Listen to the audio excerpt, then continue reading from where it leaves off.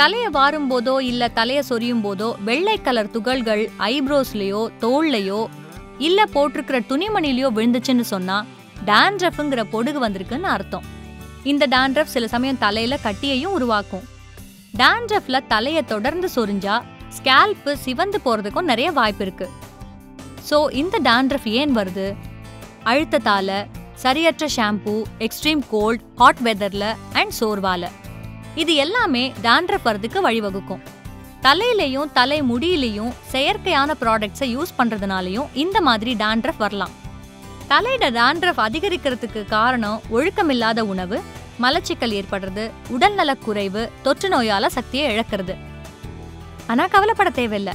ஆயுர்வேதத்துல டாண்ட்ரஃபை எதிர்த்து பொடுகை போக்கக்கூடிய சில பலனுள்ள வழிகள் இருக்கு.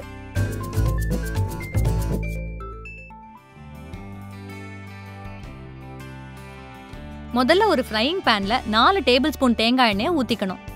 அது சூடாகும் போது ஒரே ஒரு கற்பூரத்தை அதுல சேர்க்கணும். அதை நல்லா மிக்ஸ் பண்ணணும். எண்ணெய் வெதுவெதுப்பான நிலையை அடையிற வரைக்கும் காத்திருக்கணும்.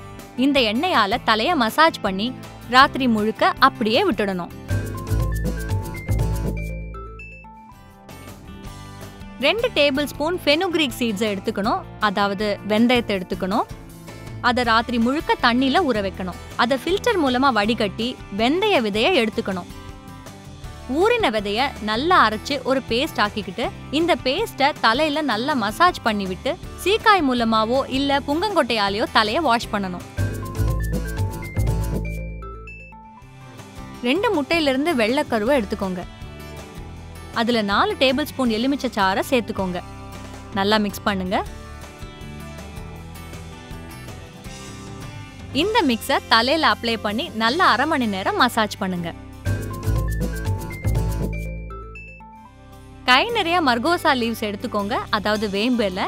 அதை நல்லா அரைச்சு பேஸ்ட் ஆக்கிட்டு அதை 1/2 லிட்டர் தண்ணியோட சேர்த்துடணும். அதுக்கப்புறம் அதை நல்லா மிக்ஸ் பண்ணணும். முதல்ல தலையை இந்த தண்ணியால வாஷ் பண்ணிட்டு அப்புறம் பிளெயின் வாட்டர்ல வாஷ் பண்ணுங்க. நல்லா வாழ ஆரோக்கியம் முக்கியம். இது போன்ற இயற்கை வீட்டு வைத்தியங்களை அறிய www.homeveda.com வருகை தாருங்கள்.